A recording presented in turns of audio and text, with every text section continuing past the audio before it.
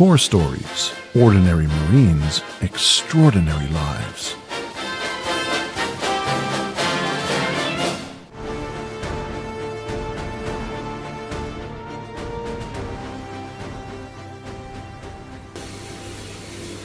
So for me, it was my first year in the fleet. I think one of my corporals at the time showed me like a video. So I was like new to everything. And I was just he was trying to explain like different opportunities that they were around.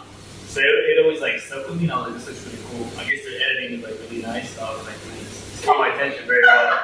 Honestly, that's when the idea first started, and it kind of lingered with me. I hadn't acted on that 2 years later. For me, very similar. My first year in the Marine Corps, it was rumors about the MSG program and just kind of like gaining a further understanding of the program. And I thought it was a great opportunity to travel the world, see new places, do different things. So it's always been in my future sight of attaining this program. And 3 years later after that, I joined. I first learned about the MSG program in my first year as a corporal, and one of my Marines had left on the MSG program. He applied and he made it, and I was in 29 Palms at the time. And he was sending us pictures from Naples, Italy, while we were in the middle of the desert. And that's when it first came on my radar, and I saw the opportunity to travel. So honestly, the MSG program is kind of like a dream come true for me and my wife, because my wife has an international relations degree. I thought about joining the State Department in the first place, and we'd always wanted to travel. So it kind of bridges the gap between both of us. It's something that we both wanted to do. I think for me, it's since we work in the wing, it's broken out into sections and shops. So for us, it was like we had a small shop, and it's just you and those people in there. And of course, you're part of the bigger picture, but to play your part, and you can play a little role, but it plays. It's necessary for the bigger picture, essentially, for mission readiness. And just being there and having that experience there, I think bringing it here, although we're a small detachment, like everyone has to play their part. Every single person has to do their role in order for us to be fully operationally ready and, ideally do our job. That's what I think. For me, as being a welder, there are some tactical things that I actually found out that I can implement here in this attachment. But I think the greater Marine Corps has given me the discipline that you really need on this program, and a certain maturity level that is hard to find. The Department of State didn't hire any other branch or some contracted agency to do the job. They hired Marines. They wanted Marines to do the job. And going through the Marine Corps and being in the fleet and just having that basic discipline to wake up every single morning and learn how to talk to people the right way, learn how to approach a situation the right way.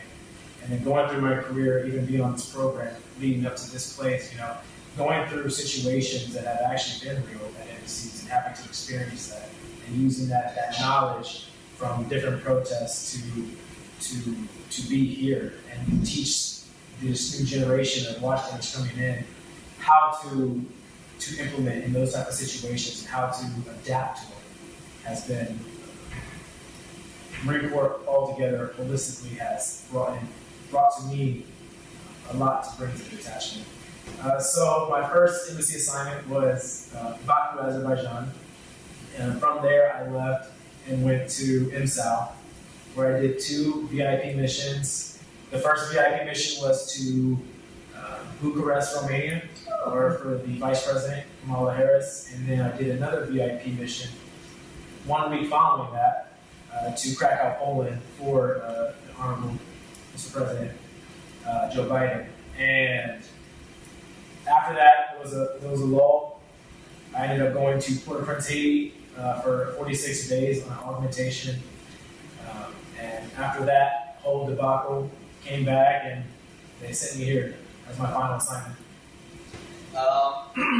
So, what I think my prior experience has given me to bring to this detachment is, well, first off, this is my first post, and I've been here in Yaoundé for about 6 months. So, I feel like I have a bit of a grasp. At the same time, I'm still learning, still making mistakes and improving. But what 9 years in the Marine Corps has taught me up to this point is at least the leadership skills and having a small team and being able to develop younger Marines. I think that's something that I try to focus on. I know I told these guys and gals that I want to focus on the Marine, the people. Because it's the people, it's the individual Marine, and the team, ultimately, that completes the mission. So we do have an important mission here, and if we don't treat each other like family, if we don't treat each other with the same respect that we would want, then the team can easily fall apart. So that's my focus. That's what I've learned. That's what my leaders have taught me. Is that it's about the person, it's about the people who complete the mission. So that's what I try to bring to this team. The atmosphere that you create will directly correlate to how people act and how people work together. So things change. But the one thing that I really want to come here with is, hey, this is a family. We're here in Africa alone, basically, 8 of us, and we need to stick together. We need to be able to communicate, talk to each other, but also work together and have fun. Right? We have a serious job, but we also need to have fun together. So it's very cool. I mean, right now I'm still undecided. I think I still have some time with the program, so they give me some buffer time. I don't have too much time. I like to think that, but I'm still undecided. I have some options that say go back home and probably maybe go back to school, get some, and trying to think. What deck would you like to go to next? But next, I mean, anywhere in South America, I'd probably prefer. Wherever they send me is fine. I like new surprises, new things.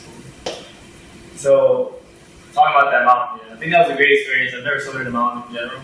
So being over there, living on the side of a mountain for like a week straight was definitely a new experience. And then just dealing with the weather, the climate, the challenges that came day to day, it was good because you were with a group of 4, so we were all we knew each other very well, and it was just us, and stars at night and hiking every morning. So it was good. It was great. Yeah, some things you never forget. But overall, I think from here as well, it taught me a lot about what an embassy should be like. I feel like we have even our RSO staff is They seem like they're very involved with us, and I feel like they set the example for me of what it should be like. This embassy on its own, the community, the staff, etc. I expect that from the rest of them. If I don't get that, I understand. But I think this is where it's at. For me, this is my last assignment. I'm also getting out of the Marine Corps, so I'm taking 2 huge leaps in my life. I think the first thing that I would really want to do is go back home and sort of get my paramedic certification and go back to college. Finish out my degrees to set me up for going back into the Department of State.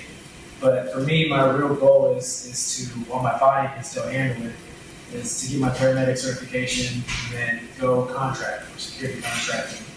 Some sort of security medic, some variation of that. For as long as my body can hold out on me, and then eventually go into the Department of State, become a regional security officer. I think that's more stable, that's more functional, and being here has taught me, just being in the Marine Corps and all the agencies I have been to has taught me a lot from going overseas. And I think the biggest thing is just to be humble. Somebody always has it worse than you.